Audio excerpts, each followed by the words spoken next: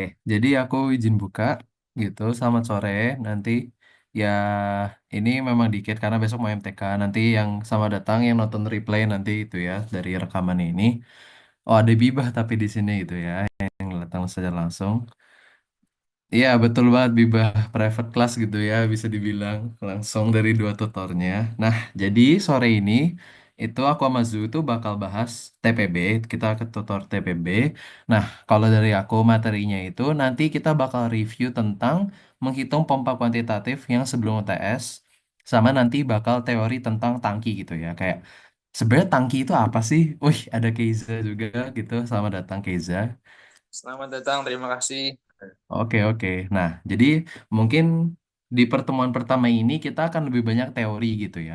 Nanti di hitungannya itu baru di Hamin satu aja, karena kita besok mau MTK. Nanti kalau dijabarin hitungan di sini juga nanti mumet gitu ya. Gitu. Nah, jadi langsung aja aku izin share screen sebentar.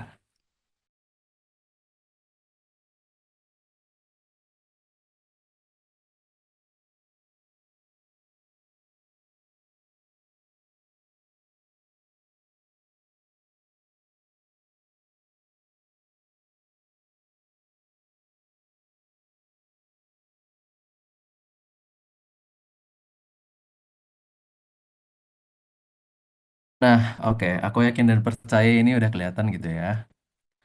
Oke, jadi seperti namanya, yaitu TPB, kita akan belajar tentang transportasi dan penyimpanan bahan. Nah, tapi kan materi sebelum UTS sama setelah UTS itu beda ya. Kita itu bakal fokusnya itu lebih ke dua hal, yaitu di tangki sama di konveyor. Jadi konveyor itu alat transportasi untuk bahan padatan gitu ya. Kalau tangki ya tangki, sebuah wadah untuk menyimpan gitu ya, gampangnya kalau tangki. Oke. Nah, jadi yang apa sih yang akan kita pelajari? Ini aku review dulu gitu ya. Jadi kita bakal cara menghitung head pompa. Jadi ini tuh sebenarnya sebelum UTS sih ya. Ini itu jaga-jaga karena kayaknya dari kelas B itu kata Zu itu baru diajarin gitu. Lanjutinnya tuh di sebelum setelah UTS. Jadi kita belajar jadi biar jaga-jaga atau memang keluar gitu ya. Nah, lalu ada bejana tekan, terutama tangki gitu ya. Terus cara menghitung tebal tangki dan tebal roof, terus karakteristik bahan padat, terus konveyor baik secara kualitatif maupun kuantitatif. Jadi memang maksudnya kayak kalau kualitatif itu jenis-jenisnya, kalau kuantitatif itu perhitungannya gitu ya. Tentang apa namanya horsepower, tentang lebar konveyor dan lain-lain gitu. Oke, jadi aku mulai dari yang paling pertama gitu ya, sesuai apa yang dipelajari ini yaitu menghitung head pompa gitu ya. Nah, mungkin pompa ini tuh teman-teman aku yakin masih ada inget dikit lah ya. Apalagi kayak pompanya tuh yang kayak modelan sentrifugal. Itu tuh pasti kayak masih diingat lah di luar kepala gitu. Karena itu yang paling gampang visualnya gitu ya. Jadi airnya masuk, diputar, terus dikeluarin ya gitu lah. Nah, terus ada rotary pump, yaitu gambar yang atas. Itu jenis-jenis rotary pump banyak banget gitu. Cuman yang biasa kita umum itu adalah external gear pump sama tri-lob pump gitu ya. Itu yang umum. Ini yang aku review gitu ya. Nah, selain kita bisa menentukan jenis-jenisnya gitu ya, kita bisa menentukan secara kualitatif, kita juga harus bisa menghitung head atau tenaga atau power suatu pompa untuk mengalirkan fluida ke tujuan yang diinginkan gitu. Misal kita nih membutuhkan pompa yang bisa menekan fluida air ke ketinggian 10 meter dengan diameter pipa sekian. Nah, itu tuh kita harus menghitung mau nggak mau head atau tenaga dari pompa yang kita punya gitu. Ini review cepat gitu ya. Nah, jadi memang kalau pompa kuantitatif seperti namanya kita itu bakal banyak menghitung gitu. Memang kita menghitung malahan gitu ya.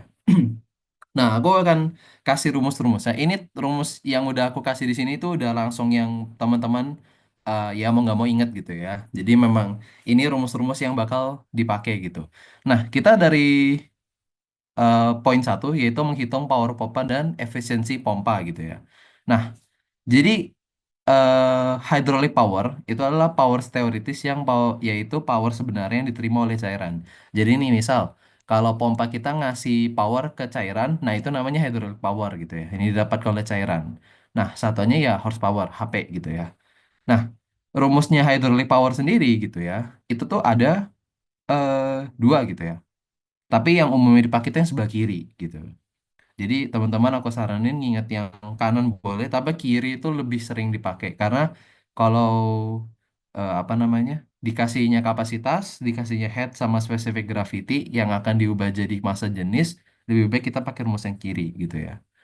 Oh, sebelum ke situ aku lupa ngomong dulu. Kalau power pompa itu tuh adalah energi yang dikonsumsi oleh mesin, energi dikonsumsi oleh mesin pompa per satuan waktu gitu ya. Nah, dia ada dua jenis power pompa, gitu, hydraulic power sama brake horsepower gitu. Nah, tadi hydraulic power, sekarang ke BHP gitu ya. Brake horsepower adalah power yang dikonsumsi oleh pompa. Satuannya horsepower juga sama gitu ya. Nah, kalau umumnya gitu ya, rumus dari BHP itu adalah hydraulic power yang sebelah kiri ditambah sama kerugian energi total. Nah, kerugian energi total itu dapat dinyatakan dalam efisiensi tenaga pompa atau simbolnya Nu yang kayak efisiensi thermal yang kayak N tapi ada panjang kaki sebelahnya itu.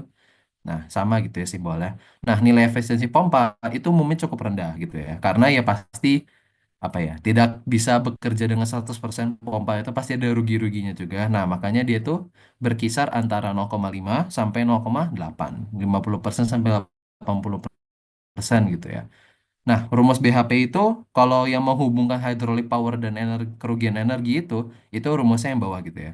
BHP sama dengan hydraulic power sama dengan per efisiensi tenaga pompa. Nah, kalau misal dicari hydraulic power, maka kita bisa mengkalikan BHP sama Nu gitu ya, efisiensinya. Yaitu rumusnya bisa ditukar-tukar kayak biasa gitu ya. Nah, ini rumusnya menurutku teman-teman hafalin dua aja gitu ya. Asalkan jangan lupa kalau satuannya itu harus yang diikuti emang udah ada satuannya gitu ya. Kalau kapasitas di sini adalah galon per menit, kalau total head itu feet gitu ya, gitu. Kalau teman-teman pakai beda tekanan boleh, jadinya pakainya yang rumus yang kanan gitu ya. Yang satuannya adalah pound per inch kuadrat gitu. Ini dua rumus, tiga lah, tiga rumus yang ini menghitung efisiensi pompa sama power pompa gitu ya. Nah, setelah ini itu tuh bakal ada kavitasi gitu ya. Jadi sebenarnya perhitungan pompa itu salah satunya lagi itu terkait dengan sebuah troubleshooting pada pompa yaitu kavitasi gitu ya. Nah, kavitasi itu biasa terjadinya tuh di pompa sentrifugal yaitu gambar yang di sebelah kanan deh. Pompa sentrifugal itu aku ambil dari internet gitu. Aku yakin teman-teman masih inget lah sentrifugal tuh kurang lebihnya gimana. Jadi masuk fluida, terus dia diputar pakai impeller, nanti dia keluar gitu ya. Lewat pinggir pompanya nanti dia kebawa keluar gitu. Karena ada lubang yang tempat dia keluar gitu. Kepencet. Sorry, sorry. Nah, jadi gampangnya gitu ya. Apa ini baik tulisan, cuman kalau aku ringkasin tuh gini. Kavitasi pompa itu adalah peristiwa perubahan volume mendadak yang terjadi pada cairan ketika tekanan pada bagian inlet terlalu rendah dan di bawah tekanan uap cairan sehingga cairan akan menjadi gelembung. Oke, ini agak panjang gitu ya. Maksudnya gimana? Misal nih, kita punya cairan, misal air gitu ya. Masuk nih ke pompa sentrifugal. Diputar. Nah, tapi pada satu momen tekanan yang di bagian tengah itu ya kan dia masuk kan ke bagian tengahnya rumah pompa ini tuh namanya rumah pompa gitu ya. Nah, kalau misal dia masuk ke bagian tengah itu tuh tekanannya itu bisa dikatakan itu paling rendah, bahkan bisa dibilang hampa apa ya, hampir ruang hampa gitu, pokoknya ada tekanannya lah. Nah, tekanan ini tapi itu tuh harus lebih gede, lebih besar daripada tekanan uap dari cairan yang kita punya. Karena kalau enggak cairannya tuh bisa jadi gelembung gitu. Kalau jadi gelembung, berarti kan dia fasenya gas ya. Gas itu technically secara umumnya kan volumenya jauh lebih besar waktu dia jadi cair gitu ya. Nah, makanya kalau ada perubahan yang tiba-tiba gitu ya, dari yang volumenya tiba-tiba membesar, terus tiba-tiba mengecil waktu kita keluar di bagian ekspor gitu ya. Karena kalau pada bagian keluar tekanannya itu pasti paling tinggi.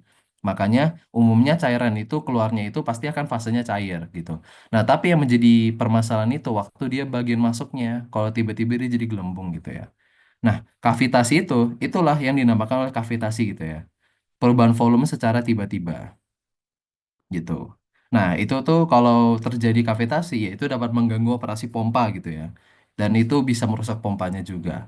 Nah, karena tekanan terendah pada proses pemompaan itu terjadi pada tempat masuk tadi, yaitu inlet, section head, maka untuk mencegahnya, tekanan pada tempat pemasukan itu harus lebih tinggi dari tekanan uap cairan di pompa biar dia nggak berubah menjadi gelembung atau gas gitu ya. Nah, karena itu dalam pemompaan itu tuh dikenal sebagai NPSH atau Net Positive Section Head. Jadi kita tuh gimana ngomongnya? Kita tuh mencari tekanan tekanan yang dia lebih tinggi daripada tekanan uap cairan yang kita punya, biar dia nggak berdua jadi gelembung. Nah, itu gampangnya gitu ya. Nah, karena jadi basically perhitungan kuantitatif pompa itu dia salah satunya berasal dari ini ya, dari masalah ini gitu. Berasal dari masalah kavitasi. Makanya aku agak review dikit gitu. Nah, ini aku akses dari slide. Ini sebenarnya penjabarannya aja, tapi sebenarnya rumus yang teman-teman ingat itu cukup yang bawah gitu ya. Yang NPSH-A gitu. Nah, NPSH itu adalah tekanan absolut yang terjadi pada bagian pemasukan pompa untuk mengatasi tekanan uap jenuh cairan pada suhu operasi pemompaan. Ya, intinya tuh tekanan yang ada di dalam masuknya lah. Dah, gitu gampangnya ya. Tekanan pada waktu masih bagian masuk pompa gitu. Nah, kalau NPSH yang terhitung berdasarkan kondisi operasi pemompaan disebut available NPSH. Jadi maksudnya gimana? Jadi yang kita hitung, yang kita dapatkan gitu ya, NPSH yang kita punya itu dari pompa, dari pompa dari sistem kita gitu ya. Itu namanya baru available NPSH atau disingkatnya NPSHA gitu ya. Nah, eh sabar, sabar. Nah, rumus itu teman-teman cukup ingat yang bawah gitu ya. Nah, di sini itu tuh tekanannya, jadi tekanan cairan A gitu ya. Di sini, sorry, tekanan pada ketinggian A itu tuh digantikan dengan tekanan uap jenuh dari cairan. Jadi dia bisa disamakan, makanya itu dia berubah kan jadinya kayak P uap gitu, gitu. Nah itu nanti rumus tekanan uap itu kan biasa pakai ini ya, pakai Clausius Clapeyron, pantauin gitu ya. Nanti ada contoh soalnya, bakal aku tunjukin gitu. Nanti teman-teman memang ingat rumusnya itu yang bawah gitu ya. NPSHA sama dengan tekanan pada titik A dikurang tekanan jenuh per massa jenis kali gravitasi ditambah ketinggian titik A kurang F itu tuh ini ya apa namanya masih tentang faktor friksi gitu ya sama faktor friksi friksi ya friksi gitu. Oke. Nah, jadi kan tadi aku udah review NPSA itu apa. Nah, eh NPSA itu nilainya harus lebih besar daripada nilai NPSH yang ada pada jenis pompa yang dipakai. Atau yang biasanya di NPSHR itu adalah NPSA yang ada di pompa. Di sebenarnya ini sih namanya rumit banget ya. Tapi intinya tuh NPSHR itu adalah yang kita punya di pompa, NPSHA itu yang kita butuhkan untuk keamanannya gitu. Jadi yang memang kita butuhkan itu yang A-nya, bukan yang R itu tuh baru kondisi awalnya. Gampangnya gitu. Jadi yang kita butuhkan itu adalah yang A. Nah, kadang kalau kita hitung di rumus, itu tuh baru itu udah R, itu udah A sih, gitu ya. Karena kita pakai rumusnya yang A langsung ya. Nah, kalau misal fluida kita bukan air, tapi umumnya bakal air sih. Gitu. Itu jarang banget yang nggak pakai air gitu ya. Itu tuh bakal pakai grafik yang kiri gitu ya. Jadi dia mengubah gitu. Sebenarnya bukan mengubah sih ya. Jadi kita melihat nih, apa sih cairan kita? Ini salah satunya itu dia nyontoinnya di sini ada air, metil alkohol, refrigeran R11, butana, isobutana, sama propana gitu ya. Ya, ini kalau misal dia tidak air ya, dia bukan air. Nah, eh yang belum berarti yang teman-teman perlu ingat kalau dalam NPSA ini satu yang rumus bawah ini, kedua itu adalah yang ini, yang tadi gitu ya. NPSA A itu bakal lebih besar atau sama dengan NPSHR ditambah 2 fit gitu. Nah, ini asal contoh soalnya ya benar. Nah, kalau contoh soal ini, nah yang nomor 2 itu tuh diambil dari kalau nggak salah UTS-nya 2324 apa 223 aku lupa. Nomor satu, kebetulan dua-duanya soal PR kelas A sih ya. Jadi aku ambil dan soalnya memang sudah sangat mewakilkan dari rumus yang tadi kita pakai gitu ya. Oke, jadi kita ke soal pertama gitu. Soal pertama dulu. Untuk menjamin, ya intinya gini. kita nih punya suatu wilayah yang butuh air bersih. Nah, kita punya pompa itu headnya 250 feet. Kalau head itu satuannya pasti panjang gitu ya, suatu satuan panjang feet gitu ya. Kalau meter biasa ubah dulu ke feet, nanti nyesuaiin aja. Nah, kapasitas yang tadi aku bilang itu galon per menit berarti udah sesuai gitu ya. Nah, dari informasi tersebut, maka kita harus tentuin empat gitu ya. Empat pertanyaan, jenis pompa yang sebaiknya digunakan dan alasannya. Berdasarkan poin A, gambarkan skematik pompa dan jelaskan prinsip kerja. Kalau C-nya itu jika efisiensi. Nah, efisiensi pompa itu kan yang tadi nu itu ya. 78%, maka berapa listrik dalam KW yang harus disediakan. Nah, kalau listrik ini itu tuh bisa ngubah dari horsepower jadi kilowatt gitu. Horsepower itu satuannya itu bisa diubah jadi kilowatt. Nah, terus yang keempat itu, yang terakhir itu adalah kalau kapasitasnya itu,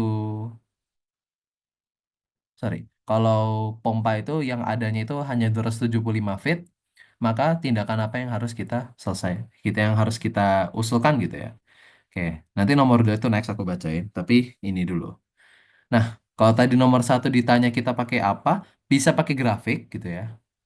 Saya bisa pakai grafik, tapi teman-teman kalau mau nginget itu nggak masalah. Pakai grafik yang ini figur 1026 punya bukunya Brown gitu ya. Kalau dari kapasitas dan head kita tuh bisa langsung baca gitu. Ini garisnya agak banyak gitu ya. Tapi misalnya nih kita punya kapasitas 1000 nih bagian bawah. Nah, kita punya head 250. Berarti kan dia ya ambillah kurang lebih 250 di mana gitu ya. Nah, kita hubungin garisnya. Nah, dia tuh bakal nabrak di garis apa? Itu pompa yang kita pakai gitu ya. Atau enggak di sini dia tuh nabrak sama centrifugal single stage single suction ya. Berarti dia pompa sentrifugal basically gitu.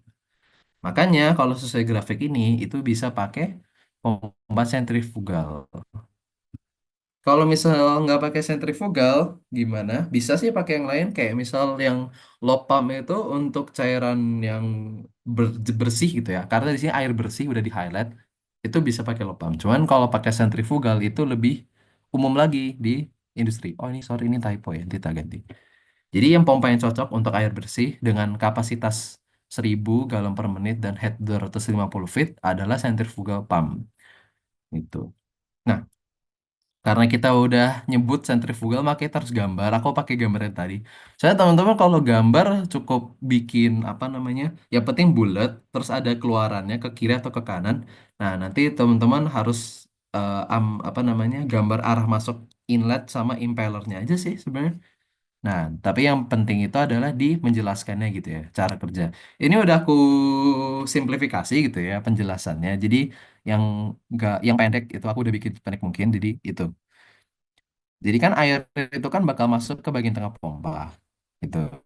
Memang masuk ke tengah pompa, impeller yaitu impeller itu apa? Pedal ya. Pedal untuk si sentrifugal pump ini itu bakal terus berputar sehingga menimbulkan gaya sentrifugal karena kan dia berputar lingkaran gitu ya.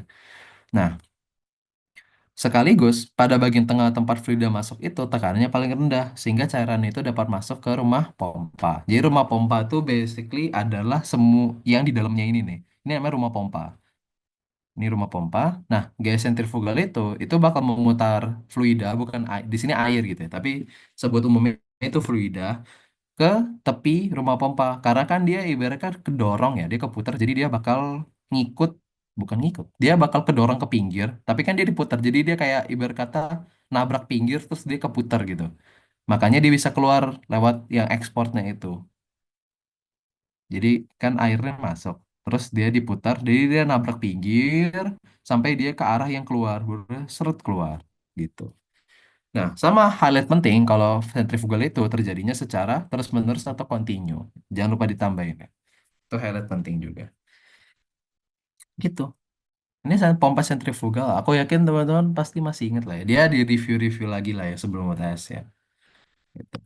Oke, baru A, B, sisa C sama D. Nah, kalau C, kan tadi kita dikasih data itu efisiensi pompa 78% dan kita dimintanya tuh dalam kilowatt gitu ya. Yang harus disediakan, berapa sih listrik yang harus disediakan?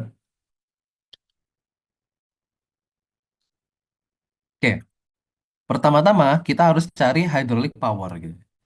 Jadi sebenarnya kalau hydraulic power ini itu adalah tenaga pompa saat dia efisiensi 100%. Bisa aku bilang gitu ya. Nah, karena kita punya efisiensi pompanya 78%, maka kita harus pakai rumus yang BHP gitu. Jadi pasti akan pakai rumus BHP kalau dia ada efisiensi gitu ya. Nah, eh ini tinggal masukin kalau air kan rho-nya satu, jadi SG-nya ya satu gitu ya. H-nya dikasih, Q-nya dikasih, ya udah dapat dia horsepower sekian. Nah, kita pakai rumus yang tadi yang brake horsepower itu sama dengan hydraulic power per efisiensi. Di sini ditukar gitu ya. Sebenarnya sama aja sih kalau kalian inputnya nanti di itu juga nggak masalah. Di rumus yang awal, nanti dapat BHP-nya itu sekian horsepower baru kita convert ke kilowatt. Nah, aku nggak tahu kalau di Kalku itu ada nggak ya. Dia convert untuk HP ke kilowatt. Atau enggak nanti di kertas TPB, soal TPB biasa ada nggak sih? Soal kayak ininya apa namanya, convert satuannya gitu ya. Gitu. Nah, jadi kita dapat power kita kalau dalam ke kilowatt itu 61,92. Ini tinggal masukin ke rumus sih. Cuma emang teman-teman PR-nya adalah mengingat rumusnya gitu ya. Gitu. Rumusnya tapi ini masih pendek. Yang panjang itu nanti gitu ya. Agak panjang. Nah, udah kelar masalah yang C. Sekarang, terakhir. Kalau misal pompa kita itu menyediakan headnya itu bukan 250, tapi 275. Sedangkan kebutuhan kita 250 gitu ya. Nah, solusinya yang bisa kita tawarkan itu dua. Satu itu nambah valve. Jadi aliran air nih dari kiri ke kanan. Tapi dari kiri ini kita apa namanya? Kita kecilin berarti ya. Karena valve itu bisa untuk memperbesar, bisa untuk kecilin gitu. Bisa kita kecilin biar nanti alirannya itu seperti yang kita butuhkan. Jadi tambah valve 4 ya, 4 standar elbow untuk mendapatkan length equivalent. Oh iya, sebenarnya dia karena beloknya 4 kali ya. Ke atas satu, dua, turun, tiga, terus ke kanan lagi 4. Jadi standar elbow-nya ada 4. Kemencet, sorry. Nah, bisa kita cara kedua itu pakai arus recycle. Jadi eh fluida yang kita alirin itu tuh ada yang di recycle ke misalnya di sini tangki ini tangki gitu ya, tangki dan pompa. Itu ada yang di recycle gitu. Gitu. Jadi dia ntar menurunkan headnya berarti ya. Karena dia ada yang di recycle. Nanti alirannya itu seperti yang kita butuhkan. Karena kalau misalnya headnya tinggi kan otomatis eh, yang keluar dari fluida yang dialirkan itu juga makin banyak. Makanya di sini dia bisa diambil sebagian menjadi arus recycle. Terus dibalikin lagi ke tangki misal. Ini tangki gitu ya. Gitu. Gitu. Nah ini masih nomor satu gitu ya. Cuman gue rasa besok yang apa namanya, kalau pompa kuantitatif itu bakal keluar ini nomor duanya gitu ya. Nomor satu mungkin keluar menjadi apa namanya anak soal aja. Oke nggak apa-apa. Nah sabar. Jangan langsung ini. Kita baca dulu soalnya. Nah tadi terjawab semua nomor satu. Sebelumnya ada yang mau ditanyain dulu nggak? Nomor satu. Nih. Sama atau nggak yang sebelum-sebelumnya gitu ya. Soalnya memang PR-nya di sini ngafal rumus gitu ya. Nah, aman? Oke deh. Kalau misal aman, apa deh? Oh, oke. Nah, kalau misal aman, aku lanjutin ke nomor dua gitu ya. Kalau nomor dua, itu mulai main yang pakai rumus PP tadi. Maksudnya rumus NPSH tadi gitu ya. Dia langsung dikasih skemanya. Nah, ini kan masalahnya tuh diangkat dari troubleshooting pompa itu kavitasi ya. Karena memang ini tuh ada karena ada kavitasi gitu. Kita baca dulu soalnya. Suatu pompa dipergunakan untuk memompa aseton, di sini aseton ya, cair dari tangki satu ke tangki dua, seperti terlihat pada gambar di bawah. Maksudnya gambar yang ini. Yang ini aku crop jadi aku tak pindah samping ya. Di bawah, tekan dengan debit 10 meter kubik per jam. Oke. Tekanan absolut di masing-masing tangki adalah 2 dan 5 atm. pipa yang digunakan itu commercial steel schedule nomor 40 NPS 10. Ya ini basically nanti baca lagi gitu ya, baca baca apa namanya? Baca tabel kalau yang ini. Terus panjang pipa untuk bagian suction itu 25 meter dan bagian discharge itu adalah 40 meter. Oke. Di suction sama discharge itu yang mana? Itu tuh yang ini. Eh, discharge itu, jadi kan kita tuh mau ngalirin dia itu dari satu ke dua ya. Kalau selesai soal, ya kan? Satu ke dua. Berarti saksinya itu otomatis ya tangki tangki satu, gitu ya. Dia otomatis tangki satu. Wow, ini berantakan ya. Ini berantakan ya kerjaannya. Jadi suction itu tuh yang dia dia dia sebelum pompanya lah ibarat kata gitu ya. Sebelum pompa. Nah, kalau discharge itu yang setelah pompa. Jadi dia didorongnya itu discharge gitu namanya. Wow, ini sangat itu ya, sangat berantakan. Soalnya ini PR sih ya, jadi ini yang dulu. Nah, inside diameter itu lagi-lagi teman-teman itu dapetin dari apa namanya dari tabel gitu ya. Karena kita udah punya pipanya apa dan diameternya berapa gitu. Cairannya aseton cair suhunya sekian. Kalau SG-nya specific gravity-nya segitu berarti kita bisa ubah ke kilogram per meter kubik jadi massa jenisnya dan viskositas kalau 0,3 centipoise itu artinya sama dengan 3 kali 10 pangkat min 4 kilogram per meter sekon. Eh. Nah, yang tadi aku bilang biasanya tuh karena dia ada tekanan uap nanti bakal dirumus dikasih rumus ini yang ln P sama dengan A min B per C tambah T suhu. Suhunya dalam Kelvin gitu ya, jangan lupa. Oke.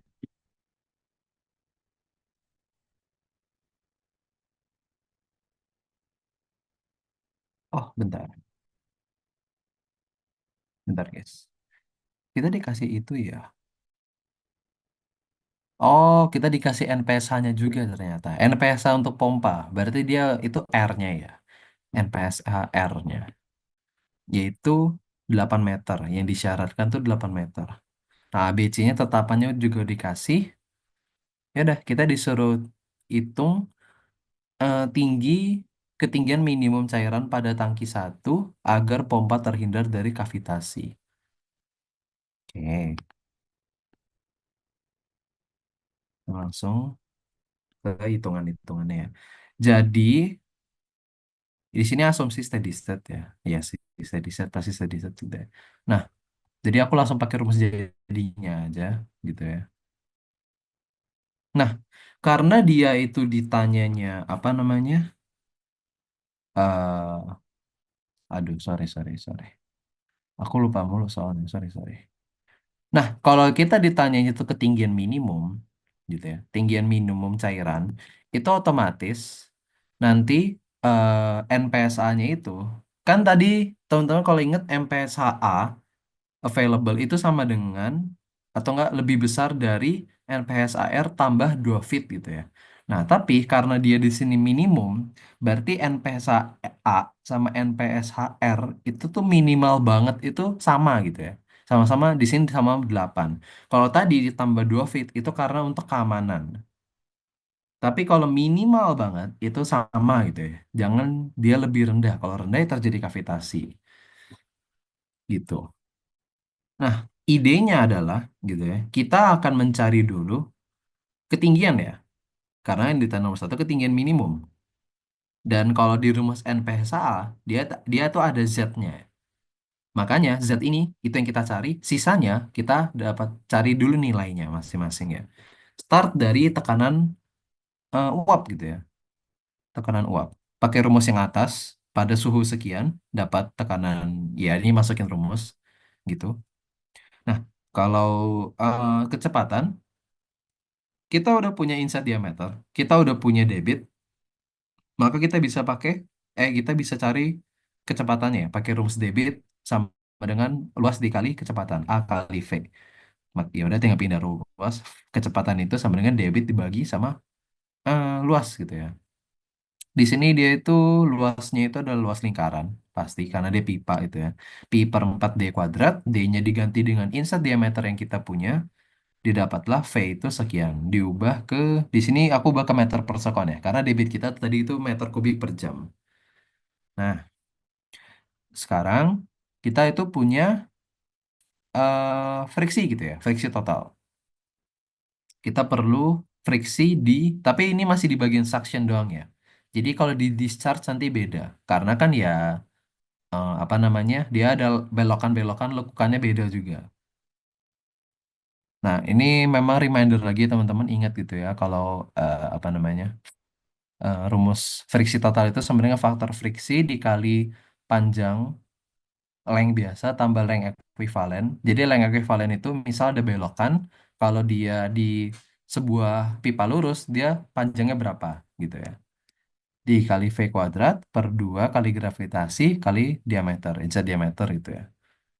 Nah, LA-nya itu tadi, itu satu belokan nih, yang ini nih, yang keluar dari tangki belok sekali. Nah, itu kita pakai figur 127 Brown. Itu tuh nanti teman-teman kalau inget yang dia ada gambarnya ada banyak gitu ya. Dia ada gambar pompanya, nanti dia kayak ada penggarisnya gitu di sebelah kanan. Nah, itu yang tarik garis gitu ya. Tarik garis. Nah, kita udah punya LA, tapi kita juga punya, kita butuh faktor friksi kita gitu ya. Dari mana? Berarti kan kita harus mencari RE gitu ya. Mencari RE pakai rumusnya rho dikali V dikali D. Ya udah masukin aja. Karena kita semua datanya udah punya, dapatlah RE-nya sekian.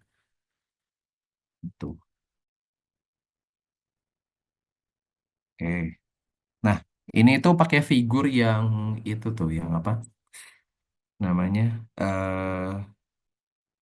Karena dia di sini pipanya itu adalah komersial steel, jadi dia tuh harus pakai yang grafik yang lurus itu. Jadi dia ada macam-macam pipanya.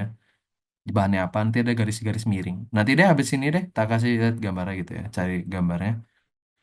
Nah, kita dari dua data ini yaitu Reynolds RE sama epsilon per D itu kita bisa cari faktor friksinya itu 0,023. Nanti pembacaannya ya ya udah gitu ya.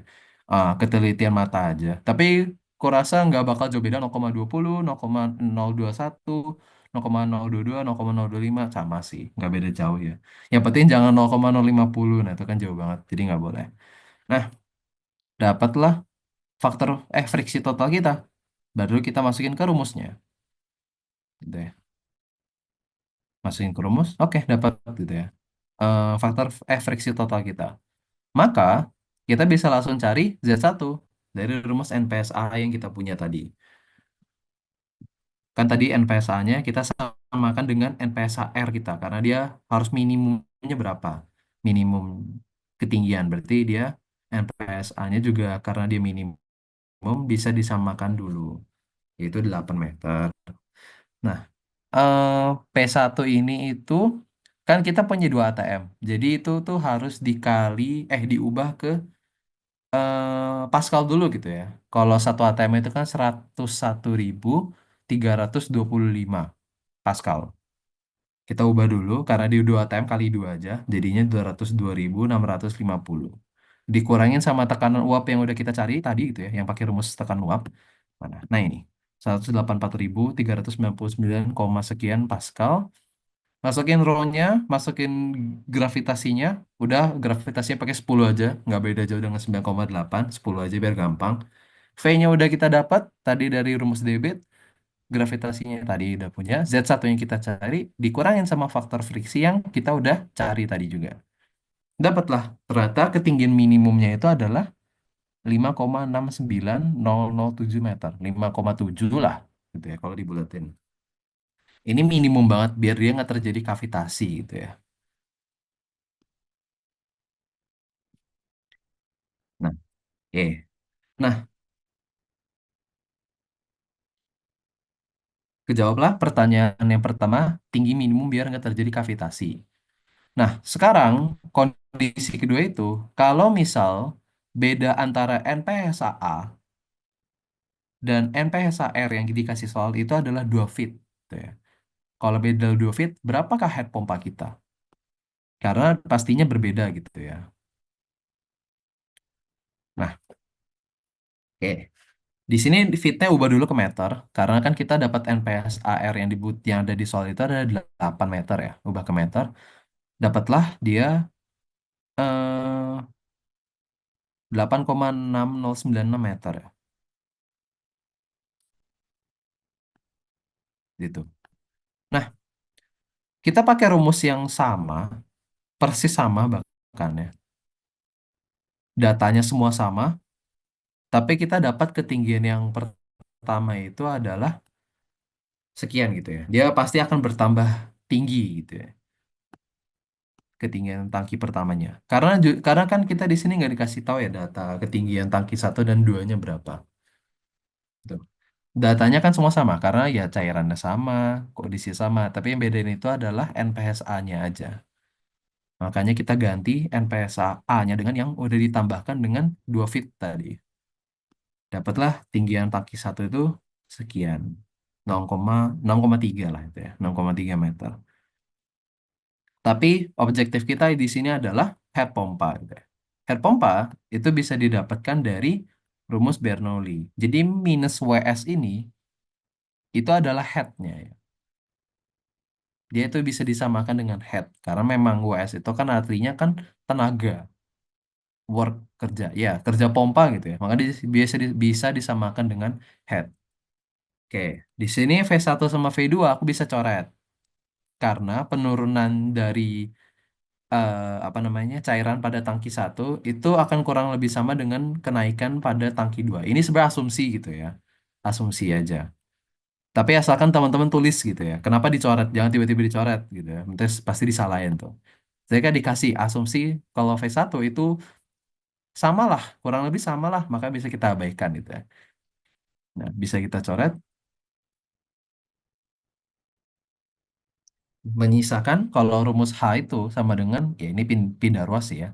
Yang P1 per rho G-nya pindah kanan, Z1-nya pindah kanan, F-nya juga pindah, min F-nya juga pindah kanan. Jadilah rumus ini. Oke, kita carinya di sini apa? Z2 gitu ya. Kita carinya adalah Z2, karena itu ketinggian pada cairan di tangki 2 dari tanah. Oke, kita substitusi semua gitu ya. Substitusi semua, tapi F-nya, friksi totalnya, harus kita cari lagi. Karena posisinya udah berbeda. Lekukannya juga sorry, panjang L-nya aja udah beda dan banyak lekukannya itu di sistemnya itu juga berbeda gitu ya. Walaupun di sini kecepatannya dan diameternya sama gitu ya. Tapi L dan LE-nya harus kita cari lagi gitu ya. Sebenarnya bukan cari lagi sih. L kan kita punya. LE-nya itu tinggal 1, 2, 3, 4 ya. 4 gitu ya. Itu 4 dikali sama 5,334. Itu tuh jadi long sweep elbow. Kalau misal kita lurusin, itu sama dengan 5,334 meter pipa lurus gitu.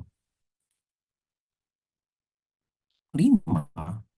Oh, 5 deh, sorry guys. Karena dia total dari awal sampai akhir ya. Sorry, sorry. Jadi dia harus dihitungnya tuh dari awal sampai akhir ya. 1, 2, 3, 4, 5.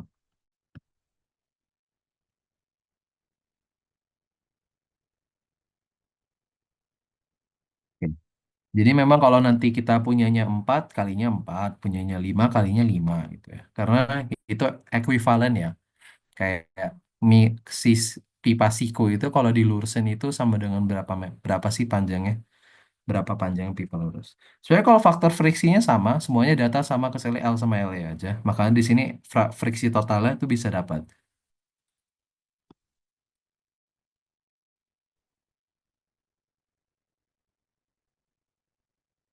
Nah, setelah itu kita bisa masukin ke rumus yang ini. Rumus apa? Rumus H tadi. Nah, kan Z2 itu kan nggak dikasih tahu soal ya. Jadi, di sini aku ambil pemisalan. Kalau misal Z2 itu 25 meter gitu ya.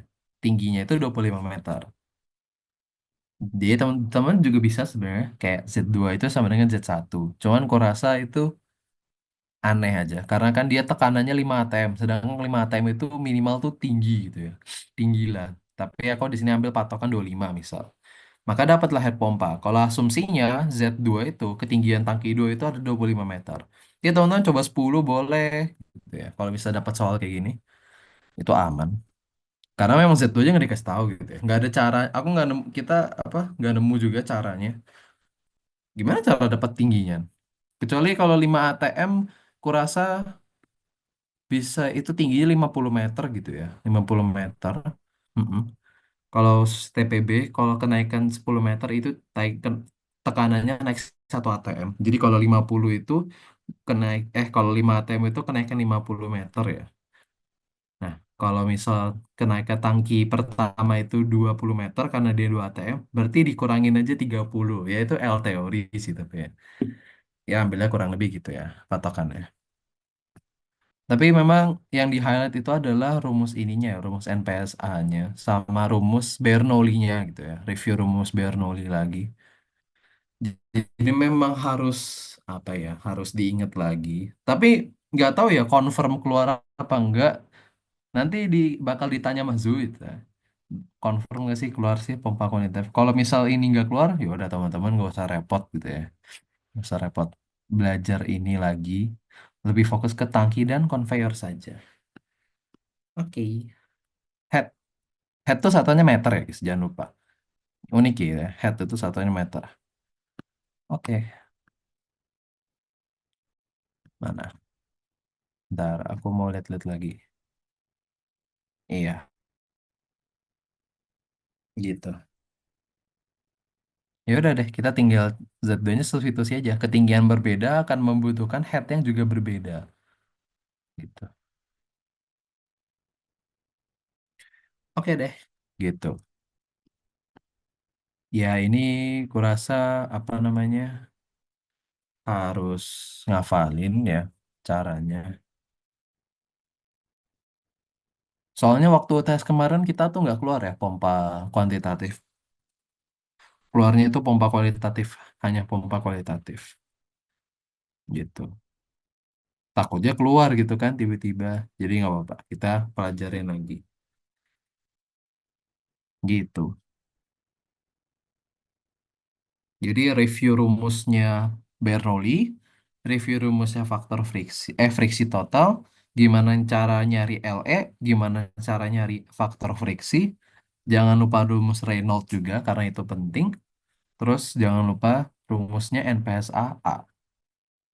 Ya. Dia jadinya kayak mengulang materi UTS gitu ya. Karena UTS kan intinya itu sebenarnya kalau perhitungan pompa. Gitu. Oke, dari ini dulu ada yang mau ditanyain ya?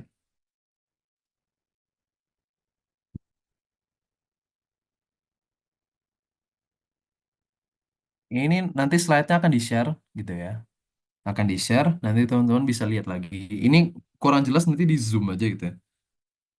Di zoom biar kelihatan. Atau nggak nanti tak kasih kalau fotonya yang bagusnya. Ini jelek fotonya. Nanti tak kasih yang bagus. Oke, aku lanjutin dulu ya. Untuk sekarang kita akan masuk ke materi utamanya dari TPB setelah UTS gitu ya, yaitu adalah tangki, storage tank. Nah, aku bakal buka dulu dengan storage tank atau tangki itu. Dia itu adalah bagian dari bejana tekan. Apa sih maksudnya bejana tekan? Jadi ya bejana yang ada tekanan dari sistemnya. Jadi dari dalam bejananya itu ada tekanan, ada tekan gitu ya.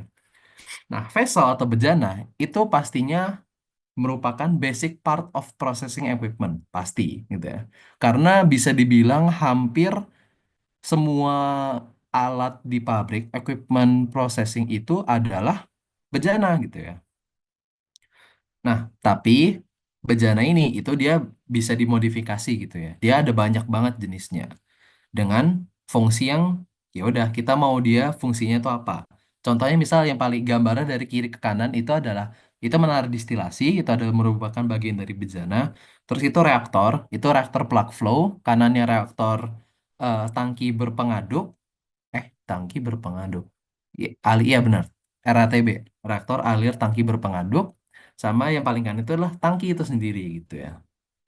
Salah satunya dari contoh bejana itu adalah empat, tiga ya.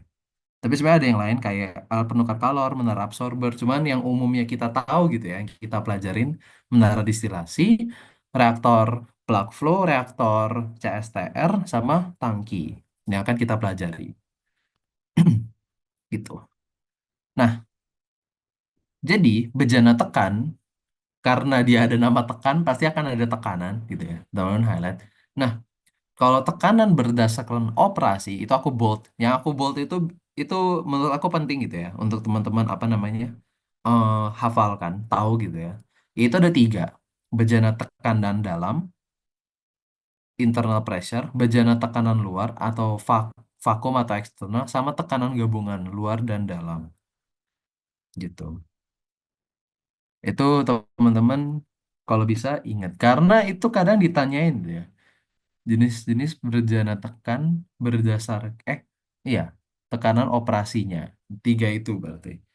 Nah, kalau pengaruh luar, iya, pengaruh luar ya angin, gempa bumi, berat bejana, hidrostatis atau berat liquidnya, biasa lah itu ya. Nah, angin itu gitu ya. Angin itu lumayan unik karena ternyata gitu ya, kalau anginnya kenceng banget, tangki pun juga bisa eh apa dia? Dia miring. Gimana ngomongnya? Ini kan tangki ini kan berdiri lurus ya. Nanti kalau di anginnya sangat kencang, dia bisa miring tangkinya. Nah, itu bahaya gitu ya. Kalau tangkinya bisa copot, nanti terbang kan nggak kan bahaya gitu ya. Jadi gitu. Nah, kalau jenis-jenis storage tank atau tangki berdasarkan bentuk geometri. Kali ini kita akan bahas tentang bentuk geometri. Itu ada empat ya di sini. Jadi kalau open tank itu tangki terbuka. Nanti aku contohin tangki terbuka itu gimana. Flat bottom. Jadi flat bottom itu bawahnya datar, atasnya flat bottom, vertical, cylindrical tank. Jadi tangki bentuk cylindrical vertikal dengan dasar datar. Jadi ini contoh yang gambar di bawah ini itu tuh adalah flat bat apa namanya tangki bentuk silinder vertikal dengan dasar datar. Nih gambar di bawah ini yang kayak dia dia ke atas gitu ya. Nah, itu namanya tangki vertikal gitu ya. Nah, kalau dia vertical cylindrical and horizontal vessels with form end, ya ampun panjang banget. Nah, form ends itu sebenarnya adalah modifikasi bentuk ujung gitu ya. Jadi dia tuh bentuknya bukan datar, tapi bisa aja dia ngelengkung nih, kayak yang gambar yang ini. Jadi dia bentuknya tuh kayak lengkungan gitu, lengkungan oval gitu. Nah, itu form ends. Jadi ditutupnya kalau di sini ya, itu tuh tidak rata gitu ya. Kalau misalnya di horizontal, ntar bisa aja keduanya itu adalah bentuknya kayak apa namanya? Ada lengkungannya gitu ya. Gitu. Kalau dia horizontal. Nah, kalau spherical or modified spherical vessels itu bola atau bola termodifikasi. Jadi ada juga tangki yang bentuk bola gitu ya. Nah, yang bola ini kalau nggak salah itu biasanya untuk gas kalau nggak salah ya. Dia tangkinya bentuknya bola gitu ya, literally bola. Ini kalau bentuk geometrinya gitu ya. Nah, berdasarkan yang tadi gitu ya, maka kita bisa simpulkan kalau tangki itu sebenarnya tuh umumnya ada dua, terbuka dan tertutup gitu. Lah, kok tangki terbuka juga? Bentar guys, edit. Ya, aku edit tengah ini. Aku sambil jelasin gitu ya. Nah, jadi karena kalau terbuka itu, ya sesuai namanya, tutupnya itu nggak ada gitu ya. Jadi dia ya terbuka gitu. Jadi dia nggak ada tutupnya. Nah, biasanya kalau untuk yang terbuka ini, itu cairan di dalamnya. Kan tangki itu tempat untuk menyimpan cairan gitu ya. Dia cairannya itu yang aman kalau terkena air. Misal kayak air biasa gitu ya, air biasa kalau dia di luar gitu ya. Nah, ini contoh kayak tangki terbuka. Nah, walaupun dia terbuka, tapi bisa aja dia tetap ditaruh di dalam gitu ya. Tapi dia tuh aman kalau dia dibuka. Dia tuh nggak, isinya tuh bukan yang berbahaya lah ngomongnya. Kayak fluida yang beracun, kayak modelan HCl yang higroskopis gitu ya. Nah, itu kalau tangki terbuka. Tuh kiri itu yang gambar tangki-tangki terbuka tuh gitu ya. Nah, itu aku ambil tuh yang gambar yang kanan bawah itu tuh aku lupa itu kayaknya dari makanan deh. Jadi tangkinya kecil gitu ya. Tapi dia untuk makanan. Jadi dia tuh dalamnya itu adalah komponen bubuk makanan gitu. Jadi terbuka gitu ya. Boleh. Ada yang tangki terbuka. Nah, tapi kita seringnya akan menemui itu yang tertutup gitu ya. Nah, kalau tertutup ini, dia itu fluidanya. Jadi yang kita simpan di dalam itu ya pastinya dia itu tidak boleh, tidak bisa kalau di atasnya terbuka gitu ya. Kayak mudah terbakar, kalau ada uap beracun itu bahaya juga, makanya kita harus simpan dia di dalam tangki tertutup. Maksudnya mudah terbakar tuh kayak minyak gitu ya. Kalau minyak itu kena api dia langsung menyala gitu ya. Langsung bisa meledak dan itu bahaya. Nah, tangki yang dipakai untuk menyimpan minyak mentah dan petrol bla bla bla bla, itu dia ada. Jadi setiap tangki itu pembuatan tangki itu ada standarnya ya. Kalau API itu kalau nggak salah American Petroleum Institute. Iya nggak bener nggak? Lupa. API boy. Itu standar Amerika. Dia itu ada standarnya gitu ya. Untuk pembuatan tangki, untuk ngelas-ngelas nanti itu ada gitu ya. Nah, gitu. Kalau ya gampang sih, tangki tertutup, tangki terbuka, udah gitu klasifikasi, tidak perlu yang rumit-rumit banget. Temen tahu gitu ya, tangki tertutup, tangki terbuka. Tuh, dengan gambar yang udah aku kasih. Nah, ini yang tadi, wow, ini banyak nih tulisannya ya. Tapi yang tadi aku bilang, salah satu standarnya untuk pembuatan tangki itu yang aku kotakin hitam nih. API standar 650. Ini ini kurasa teman-teman bisa baca sendiri. Ini nggak terlalu itu. Nggak terlalu apa namanya, tidak ada yang gimana-gimana banget gitu ya dari ini. Nah, yang mau aku highlight itu adalah nextnya ini. Nah, di dalam perancangan tangki itu ada beberapa faktor yang perlu kita perhatikan pasti gitu ya. Nah, yang aku bold itu lagi-lagi itu yang dia penting gitu ya. Penting dan ditanyakan, biasanya ditanyakan. Kalau tegangan, tegangan itu tuh ini. Jadi hmm, sebenarnya yang aku kasih gambar itu tegangan gitu ya. Itu arah. Itu tekanan deh, sorry. Salah. Kita ganti nanti. Kalau tegangan itu sebenarnya kayak gimana ngomongnya? Tegangan. Sebenarnya tegangan itu kayak misalnya kita punya plat. Terus plat itu tuh eh dia kalau bukan dimelarin, dia kalau ditarik ya. Dia kalau ditarik, nah itu tuh kekuatan tegangannya itu tuh. Itu kalau platnya itu kayak ditarik cuman nggak terlalu gimana banget kalau di tangki. Yang paling penting itu mulai dari menurutku dari tekanan gitu ya. Tekanan, kalau tekanan itu bisa ke semua arah gitu ya. Nah, itu aku contohin kalau dia horizontal dan vertikal. Kalau horizontal kan dia pasti ada tekanan ke bawah. Nah, itu hidrostatis gitu ya, tekanan fluida. Terus dia ada suhu, terus ada bahan konstruksinya yang kita butuhin gitu ya, kekuatan bahan atau nominal design strength, ya udah. Nah, efisiensi sambungan, corrosion allowance, sama design loads, tebal minimum vessel. Oke. Nah, itu juga ada kayak contoh apa namanya? Kayak kalau misal kapasitas kita itu 1.000 galon. Aku note di situ kalau 1 galon itu 3,785 liter, 3,785 liter. Berarti kalau 1.000 galon tuh 3.700 liter lah. Itu dia masih bisa pakai yang vertical tanks mounted on leg. Jadi tangki vertikal, tapi dia ada kakinya. Kalau di antara 1.000 sampai 10.000 galon, dia itu horizontal tank. Jadi tangkinya horizontal kayak yang gambar yang kiri. Tapi dia foundation atau dasarnya itu udah konkret. Jadi dia udah batu. Konkret itu apa? Batu. Iya. Fondasinya itu udah beton, beton ya. Nah, kalau di atas 10.000 galon, dia harus yang vertical tank, tapi bawahnya concrete foundation.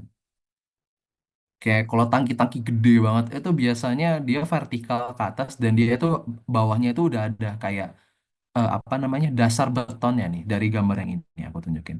Nah, jadi ini kan tangki vertikal nih, itu bawahnya tuh udah ada betonnya. Yang warna ini warna apa nih? Ya, ini tuh bawahnya tuh beton gitu. Jadi dia tuh berada di bawah beton, yang dimana landasan kita itu dia itu juga harus memenuhi kayak per meter square per luas dari landasan itu dia itu mampu menahan tekanan sebesar berapa atm gitu. Jadi dia memang perlu itu ya. Dasarnya dari tangki itu perlu. Kalau nggak, kalau bawahnya itu nggak kuat, nanti tangkinya bisa roboh gitu ya. Dan itu bahaya. Kalau dalamnya itu liquidnya itu yang berbahaya gitu. Nah, ini contoh gambarnya. Nih, aku kasih gambar di sini. Nah, kiri itu yang kalau dia kapasitasnya kecil gitu ya. Dia ada kakinya. Jadi tangkinya ya itu tahun bisa lihat tuh mobil tuh segitu.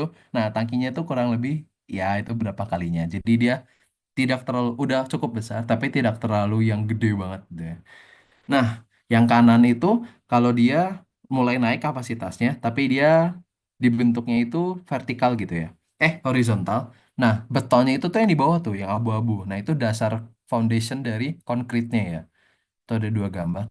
Nah, kalau yang gede-gede banget, nah itu yang kena yang tengah vertical tank dia ke atas tapi dia bawahnya itu ada landasan betonnya gitu ya. Tuh, ini nih dua contoh ini. Itu tangkinya itu gede banget tuh. Itu pasti berapa puluh ribu liter atau gitu. Atau berapa puluh ribu galon lah ya.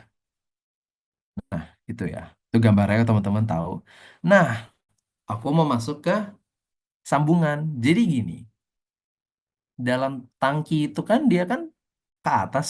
Ya kita bahas dulu kalau dia vertikal gitu ya. Dia tuh ke atas. Nah, dia itu bakal terdiri dari plat-plat gitu ya, dari plat-plat. Ini teman-teman somehow nanti akan ditanya di UAS.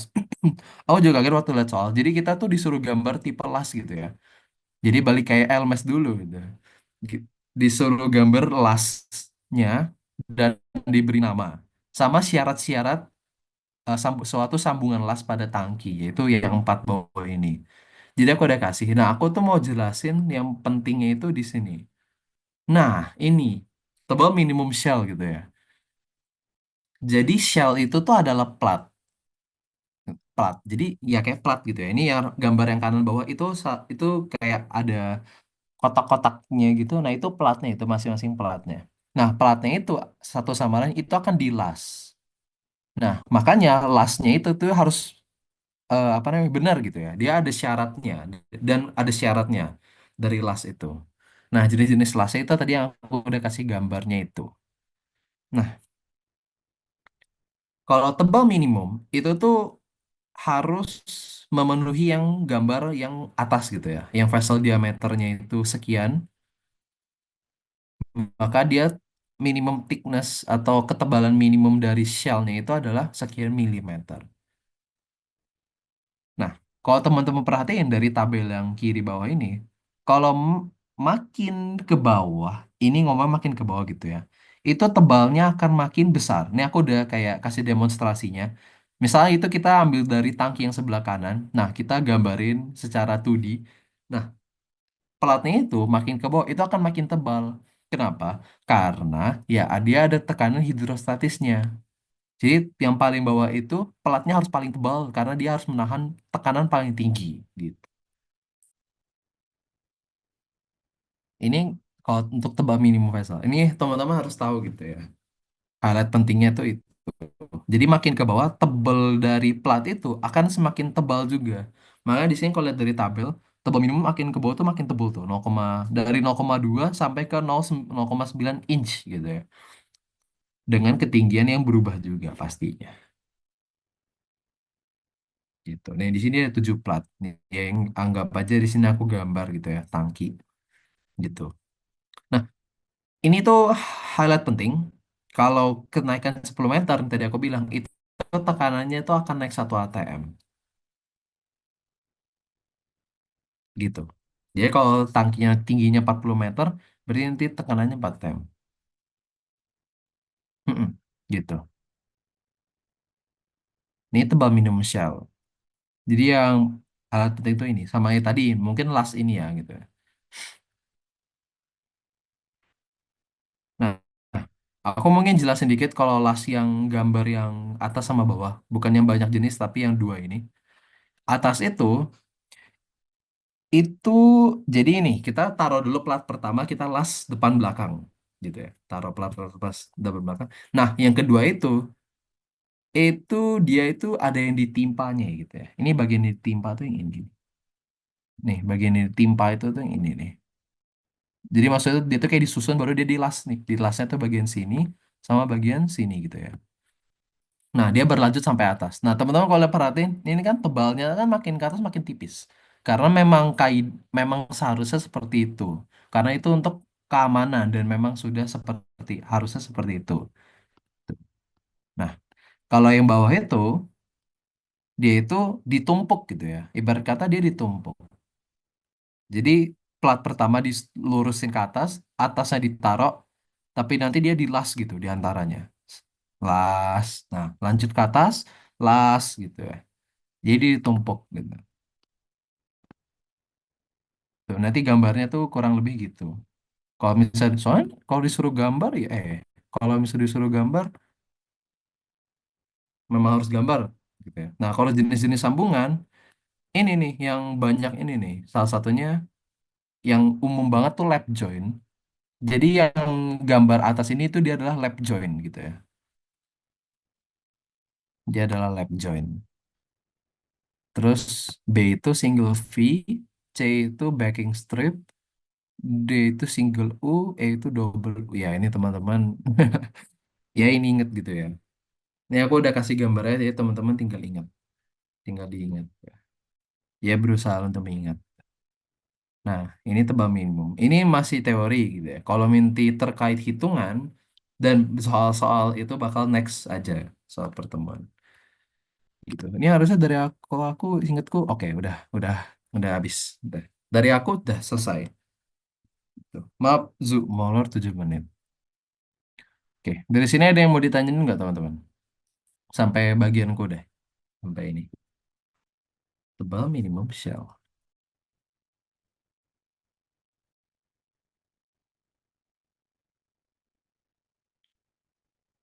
Gitu. Mungkin udah gitu ya. Dari aku, udah cukup. Boleh lanjut ke Zu. Gimana Zu? Aman lah? Aman bang. Oke. Oke, eh, halo semuanya. Apakah suaraku sudah terdengar jelas? Takutnya nggak privat. Aman, aman, aman. Baik, biarkan saya share screen terlebih dahulu. Mana share screen-nya? Sabar ya. Ini, ini habis itu kita, waduh, kok sih langsung ke sini.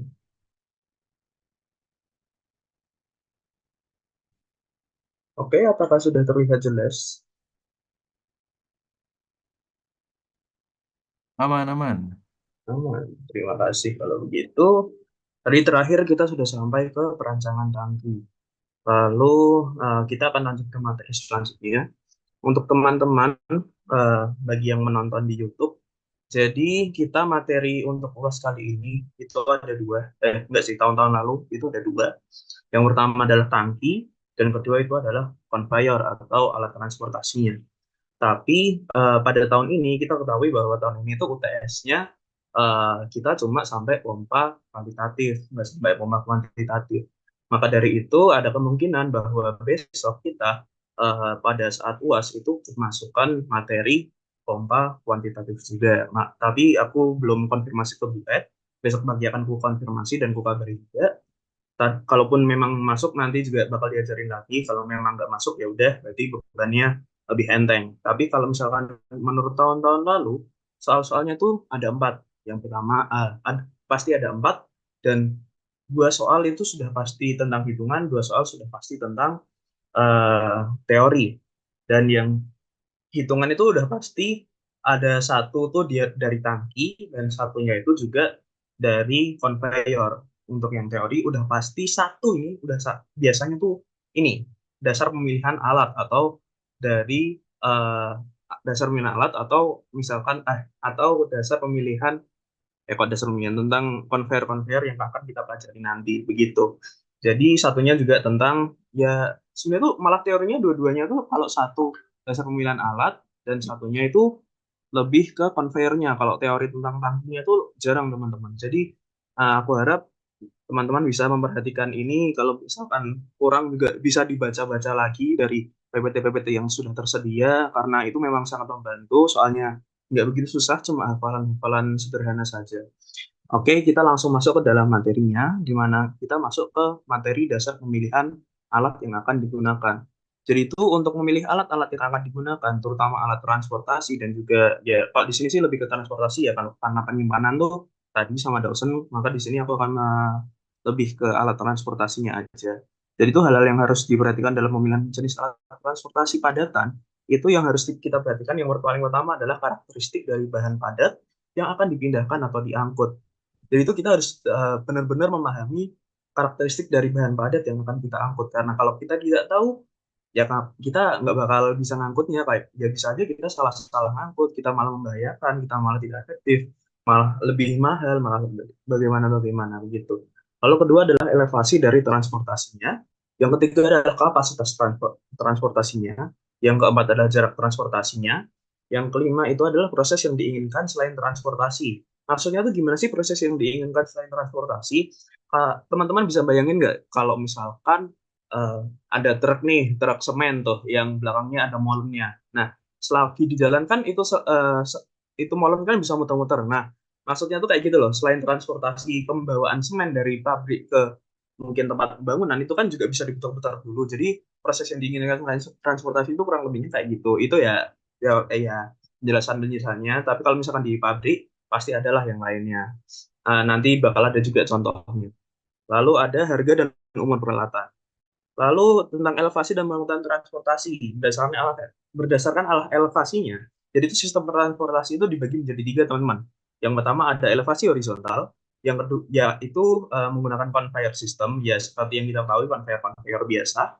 Yang kedua ada elevasi vertikal atau elevator system. Jadi kita mengangkat bahan dari bawah ke atas itu menggunakan elevator system namanya. Yang ketiga adalah inklinasi tertentu atau conveyor elevator system. Lalu dari kapasitas pengangkutan transportasi itu ada beberapa syarat. Yang pertama itu tergantung dari jenis bahannya, yaitu tentang bulk density-nya atau material karakteristiknya atau yang lain-lain juga. Tipe conveyor yang lebih fleksibel juga. Jadi itu per conveyor atau per tipe conveyor itu tuh ada jenis-jenisnya sendiri, ada tipe-tipenya sendiri, ada kapasitasnya sendiri. Jadi kita harus bisa menentukan nih kalau misalkan kita bakal mengangkut barang segini banyaknya. Tapi apakah dengan conveyor itu tuh mampu untuk mengangkut barang dengan segitu banyaknya atau enggak gitu. Lalu yang ketiga adalah tipe pneumatik ditentukan oleh ukuran padatan.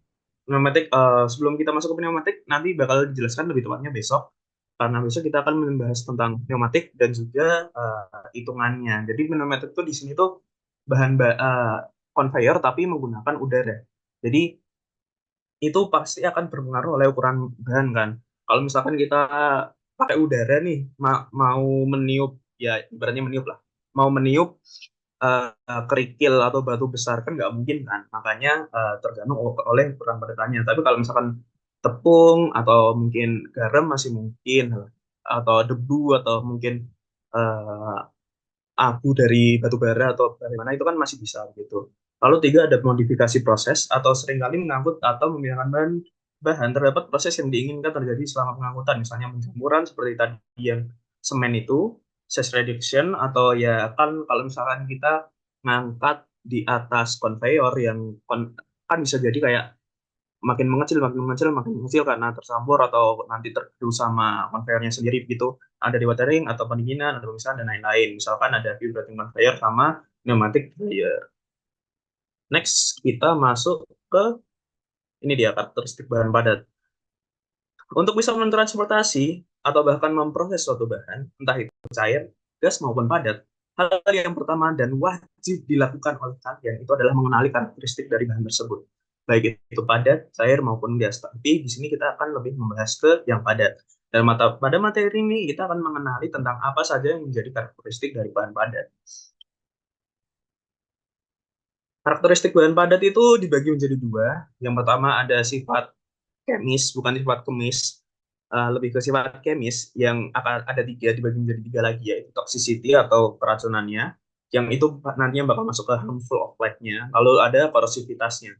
Lalu juga ada sifat fisiknya, ketahanan terhadap cuaca, ukuran, flowability dan abrasivitas dan juga angel of repose. Ini kebalik, sorry. Flowability itu masuknya ke angel of repose itu masuknya ke flowability. Kalau abrasitas itu sendiri.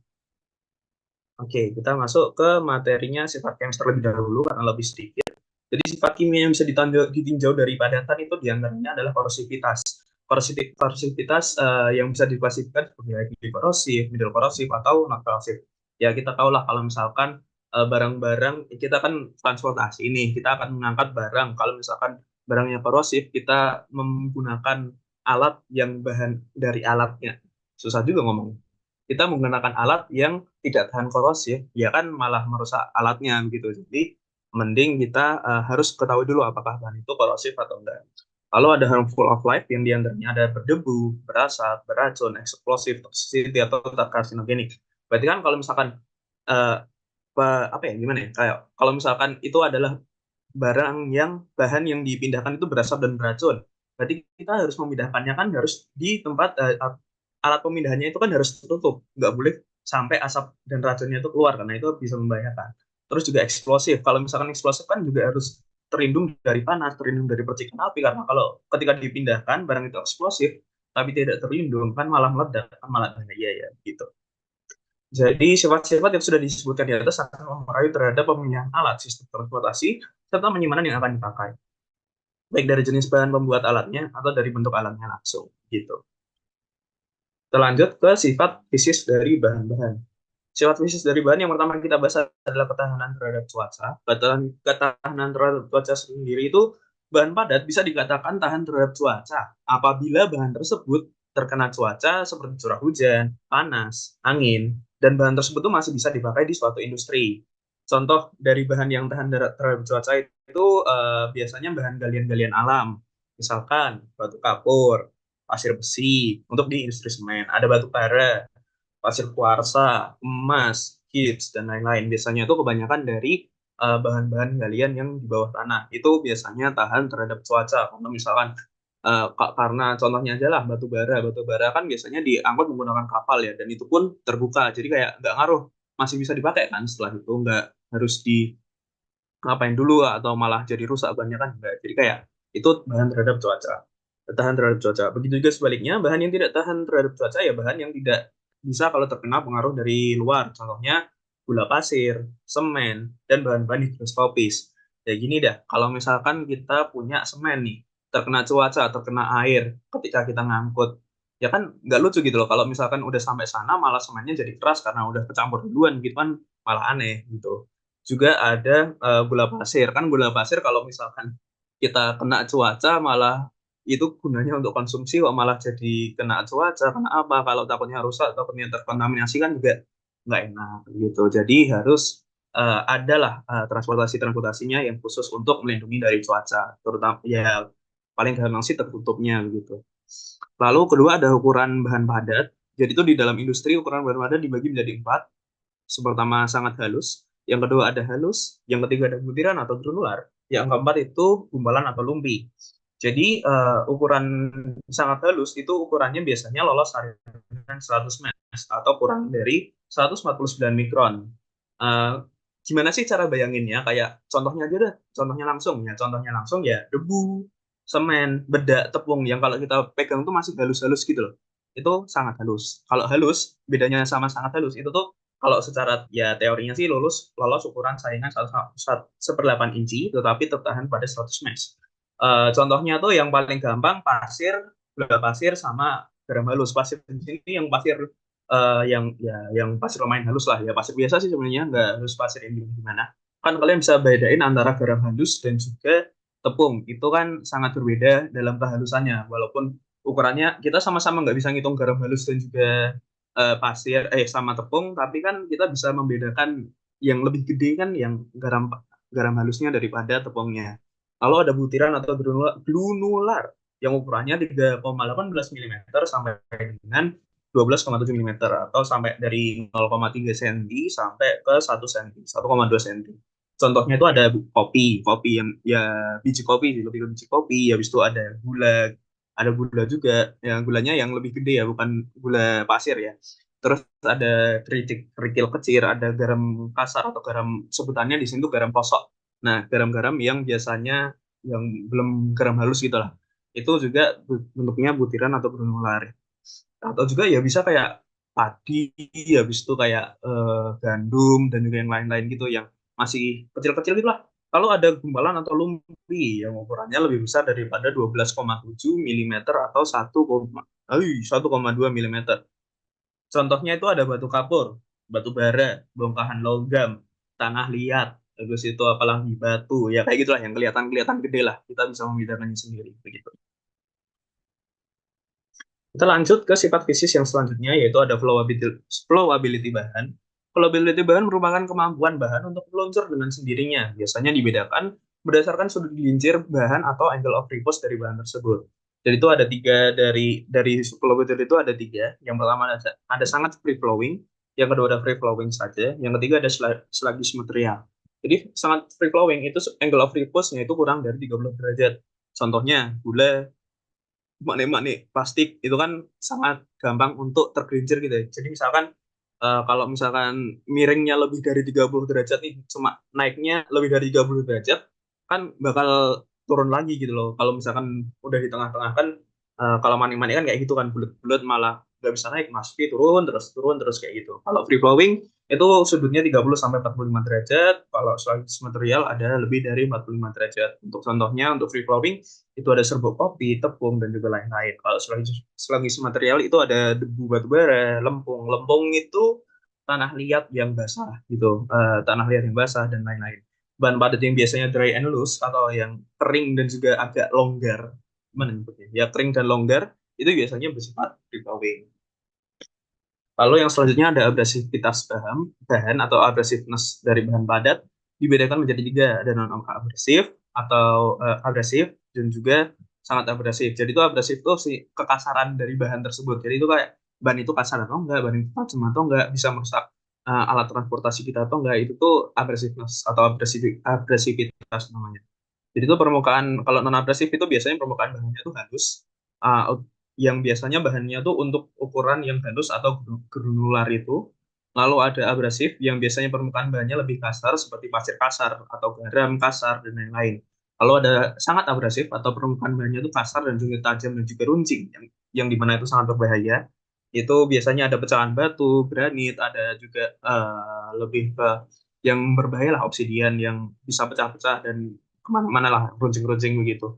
Lalu ada sifat abrasivitas dan atau kekasaran bahan padat sangat berpengaruh terhadap pemilihan alat, terutama alat transport dari bahan tersebut. Nah, kita masuk ke conveyor mekanik, teman-teman. Jadi, selain soal teori kedua itu biasanya tentang conveyor mekanik, tentang pemilihan conveyor. Biasanya tuh dikasih suatu bahan kayak yang mungkin yang kelas B kemarin kuis kan juga sempat kan ada yang soal batu bara kapasitas segini yang ditanya itu conveyor apa yang cocok untuk digunakan gitu. Nah, dari itu ini soal teori kedua yang biasanya disatukan nanti ketambahan soal hitungannya. Jadi itu nanti soalnya tuh ada 2 poin gitu kan, satu nomor 2 poin. Poin pertama itu tentang teorinya, yang tentang apa itu conveyor ini, apa itu conveyor itu, lalu yang kedua adalah hitungannya. Jadi yang kali ini aku bahas itu conveyor mekanik terlebih dahulu, karena kalau conveyor yang pneumatik dan juga hidrolik itu besok. Karena kalau misalkan besok cuma hitungan juga menurutku terlalu sedikit. Jadi besok kita bakal bahas ke pneumatik sama hidrolik. Tapi sekarang kita bakal bahas ke mekanik. Jadi konveyor mekanik itu untuk pengertiannya bahan padat perlu ditransportasikan dari satu tempat ke tempat yang lain. Untuk konveyor mekanik berdasarkan mekanisme pengangkutannya bisa dibagi menjadi dua. Jadi itu dari konveyor mekanik sendiri itu masih dibagi menjadi dua. Lalu yang pertama ada carrier atau membawa atau mengangkut, yang kedua ada scraper yang mendorong atau menggaruk. Nantinya akan ada beberapa contoh dari konveyor tersebut. Jadi ini yang pertama, yang pertama ini langsung kita masuk ke scraper system atau scraper sistem pengangkutan secara mendorong atau tadi ya mendorong atau garuk gitu. Jadi yang pertama adalah screw conveyor. Jadi itu bahan akan didorong oleh putaran screw selama proses pengangkutan terjadi. eh, peng- Selama proses pengangkutan terjadi pengecilan ukuran. Jadi itu selama kita ngangkut barang yang di sini ini, itu tuh juga terjadi pengecilan ukuran dari bahan tersebut. Umumnya miring dan tidak terlalu panjang. Bahan yang diangkut bisa berupa butir, pasta, dan tidak cocok untuk bahan yang agresif dan juga korosif. Karena kenapa nggak cocok untuk korosif? Karena biasanya screw conveyor ini terbuat dari besi. Jadi kalau bahannya korosif, malah merusak, malah karat, malah nggak bisa muter lagi begitu. Nah,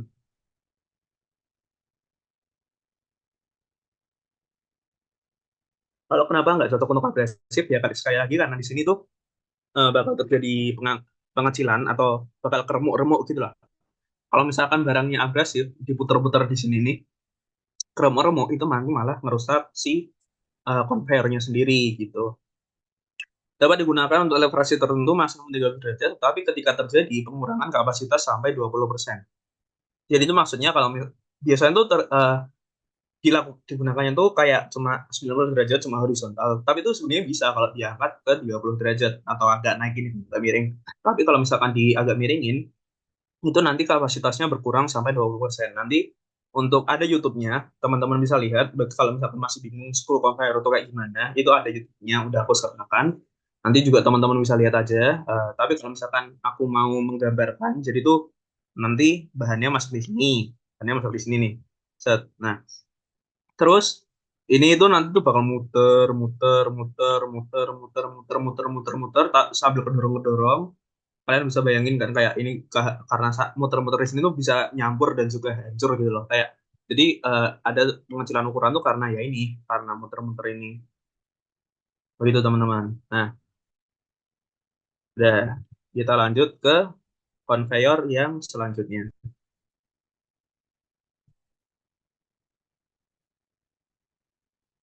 Oh, sudah sebelum lanjut ke conveyor selanjutnya tuh jadi tuh di setiap apa namanya? Setiap conveyor-conveyor itu ada modifikasinya, tapi ini lumayan jarang ditanyain, cuman ya cukup tahu aja, cukup tahu teorinya. Jadi ini tuh salah satu bentuk modifikasi dari screw conveyor ya, bernama ribbon screw conveyor. Prinsip kerjanya itu sama seperti screw conveyor di mana ini muter-muter nanti.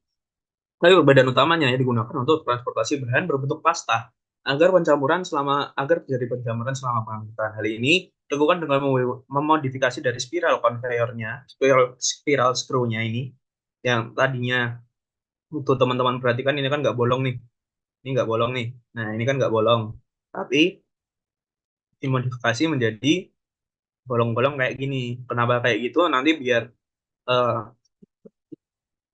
biar pastanya tuh nanti di sini tuh pastanya nanti bisa kecampur-campur dalam muter-muter kecampur-campur gitu, bisa lah dibayangkan lah kurang lebihnya gitu.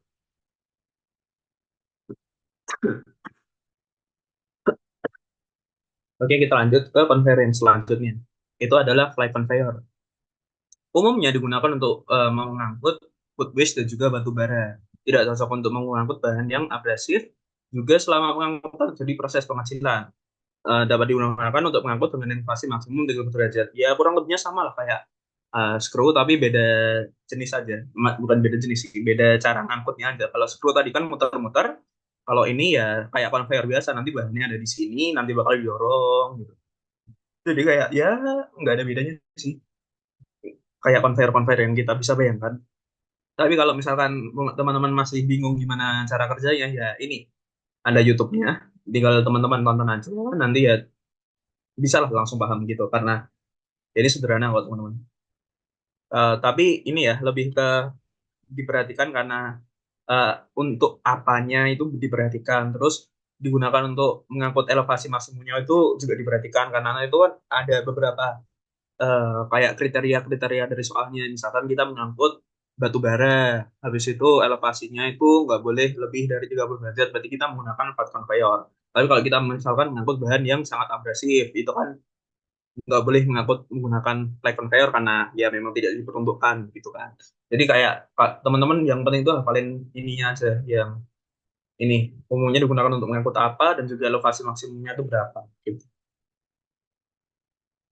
Lalu kita masuk langsung ke carrier system. Materinya nggak banyak teman-teman. Memang kalau teori ya karena conveyor-conveyor aja. Ya besok sih masih ketambahan lagi pneumatik sama hitungannya. Jadi kita masuk ke belt conveyor. Ini belt conveyor ini ya conveyor yang paling umum yang harusnya Pak kita ketahui lah. Paling umum digunakan karena bekerja secara kontinu. powernya rendah, dan juga konstruksinya yang sederhana. Lalu umumnya digunakan untuk transportasi horizontal, tapi juga dapat digunakan untuk inklinasi tertentu dari 18 sampai 20 derajat. Bahan yang diangkut dapat berupa butir, tepung, dan juga gumpalan. Beltnya itu bisa terbuat dari kanvas, karet, kasa kawat, dan lain-lain. Kalau yang di sini, yang di gambar ini itu karet. Kalau kasa kawat tuh kayak gimana? Kalau teman-teman tahu itu kayak chain mail. Jadi itu ya apa ya? Kayak pagar tembok, pagar kawat tapi lebih kecil-kecil gitu loh. Dan itu lebih elastis. Jadi kayak rantai gitu. Kurang lebihnya kayak gitulah.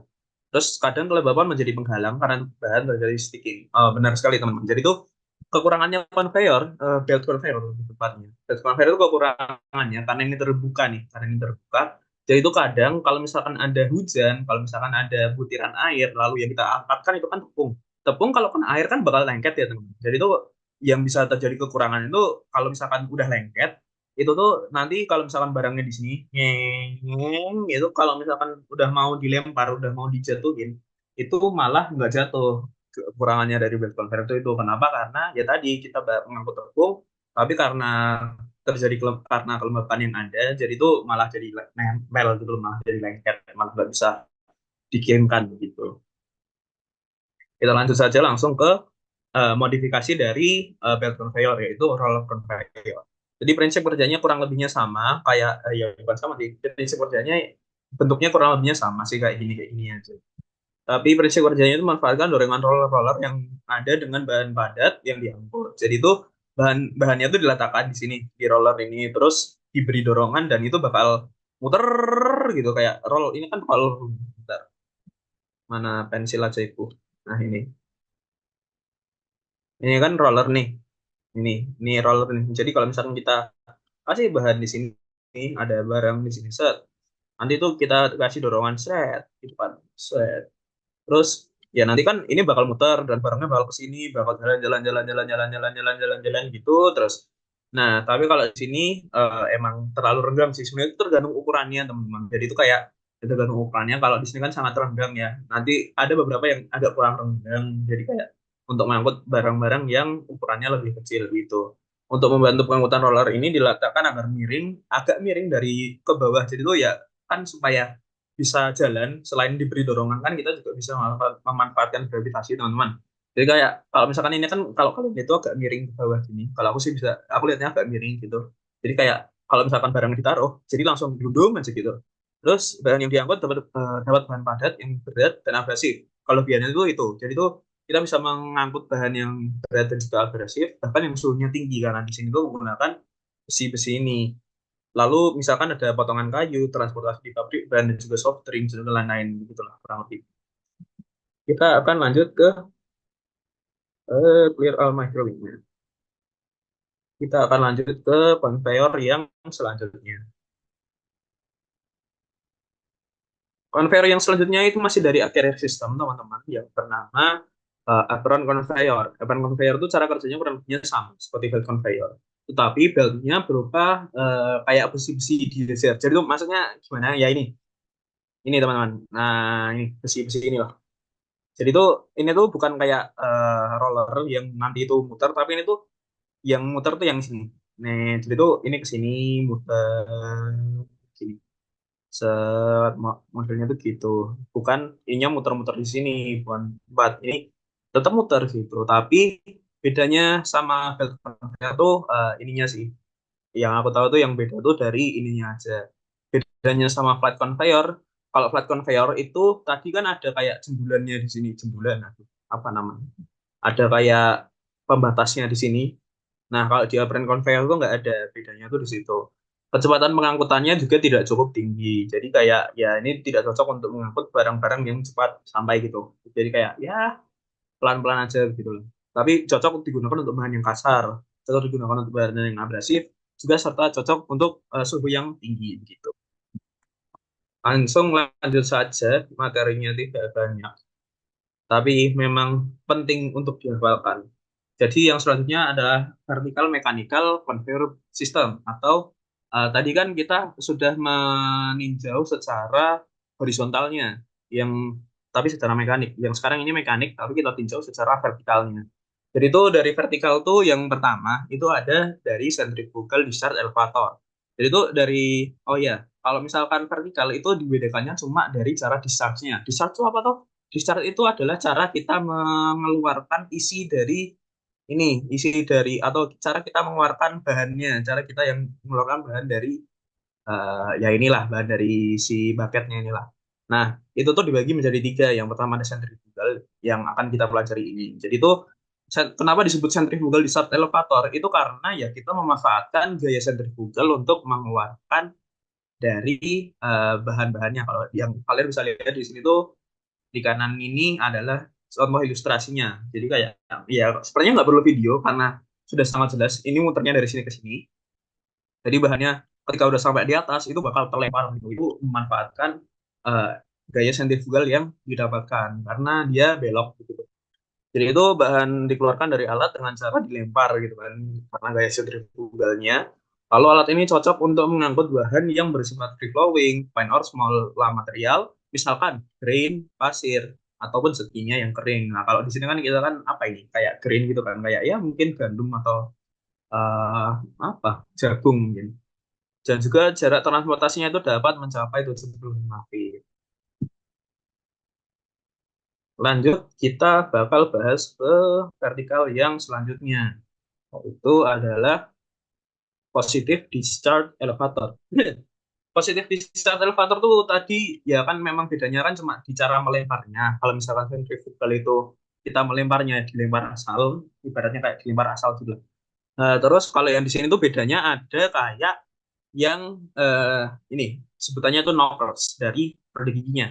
Untuk membantu pengeluaran bahan, maka saat rantai memutar puli pada bagian atas, puli itu yang ini ya, puli pada bagian atas, dipasangkan knockers. Ya, knockersnya itu di sini. Jadi itu ibaratnya kita ngangkat nyeng, tapi itu sampai sini tuh bakal dicetok gitu, kayak kan bakal lewat sini ya.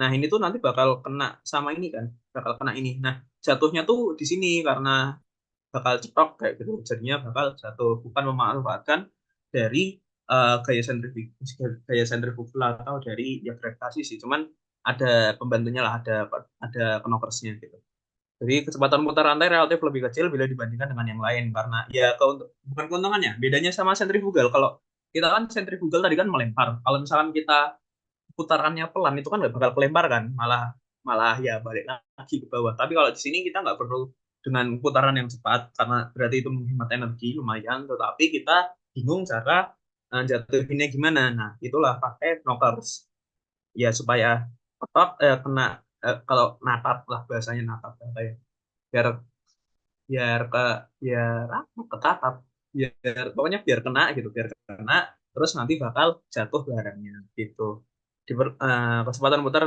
berlantai relatif lebih kecil dibandingkan yang lain sehingga di kapasitas yang sama diperlakukan untuk ember yang lebih besar jadi itu ya embernya bakal lebih besar gitu bisa sekali langsung banyak keluarnya digunakan untuk mengangkut bahan yang cenderung mudah mengalir atau berukuran agak kasar begitu karena kalau sentrifugal tadi kan lebih ke green, lebih yang kecil-kecil. Nah, itu cocok untuk yang gede-gede dan kasar-kasar. Karena kalau misalkan gede-gede dan kasar-kasar kan nggak mungkin ya kita lempar ya, kan bahaya ya malahan. Jadi kayak ya kalau misalkan agak besar dan agak kasar ya menggunakannya ini. Jadi kayak bakal pelan-pelan, pelan-pelan, pelan-pelan sampai atas diketok, diketuk gitu kan langsung satu semua barangnya gitu. Lalu lanjut ke harusnya ini yang terakhir. Continuous discharge elevator. Jadi kurang lebihnya sama kayak yang tadi, yang apa namanya, yang sentrifugal. Tapi bedanya di sini adalah pengeluarannya secara terus-menerus. Nah, terus untuk mendapatkan discharge atau pengeluaran yang kontinu atau terus-menerus, maka ember-ember disusun secara berhimpitan. Jadi itu ini tuh mepet-mepet lah ibaratnya kayak gitu. Terus sistem sistem ngisinya itu langsung dari ember langsung ke ember-ember yang ada. Jadi itu yang diisi itu langsung ke embernya langsung masuk ke ember gitu semuanya jadi tuh sistem isinya langsung masuk ke ember terus apabila digunakan rantai maka kecepatan putarnya maksimum 100 rpm belt 200 rpm nah itu tuh jadi tuh bedanya nanti tuh di sini tuh kayak kita bisa mengeluarkannya secara terus menerus itu kayak ngeng nah ini tuh ngeluarinnya ya karena ya udah kayak ngeluarin biasa aja tapi bukan berarti cepet-cepet bukan berarti kayak sentrifugal dilempar cuman nggak kayak gitu cuman ya udah dikeluarinnya secara terus menerus aja gitu. Oke, karena sepertinya materinya sudah habis, sudah hampir 2 jam juga saya yapping dan juga Dawson yapping tadi. Apakah ada yang ditanyakan teman-teman dari YouTube mungkin karena ya nantilah kalau misalkan teman-teman dari YouTube mau tanya, silahkan di kolom komentar. Jangan lupa subscribe juga. Nah, bisa komentar nanti pertanyaannya apa, langsung bisa mungkin saya dan Dawson jawab gitu kurang lebihnya. Kalau misalkan dari teman-teman yang semua, apakah ada yang ingin ditanyakan? Sepertinya tidak ada. Oke, terima kasih. Mungkin untuk dari aku sekian dari Dawson ada atau enggak? Kalau Aman, aman. enggak ada ya. Sudah, baik saya tutup. Oke, sekian dari sini. Untuk teman-teman, terima kasih yang sudah datang. Terima kasih yang sudah menonton YouTube juga. Jangan lupa di-subscribe. Jangan lupa di-komen, diberi like, dan juga lain-lainnya teman-teman. Karena like kalian menyemangati kami. Kalau misalkan ada komentar, ada pertanyaan langsung di komentar atau langsung PC aja ke aku sama Dawson. Kurang lebihnya sekian. Terima kasih. Wassalamualaikum warahmatullahi wabarakatuh. Terima kasih. Promosi Jen. Betul sekali.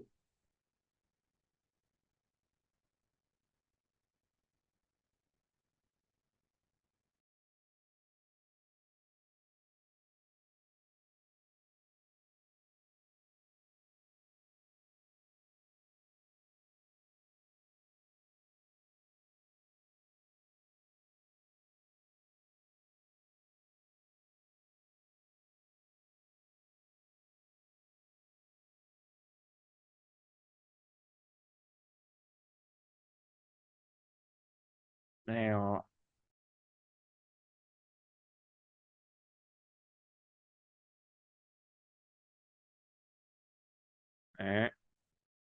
halo.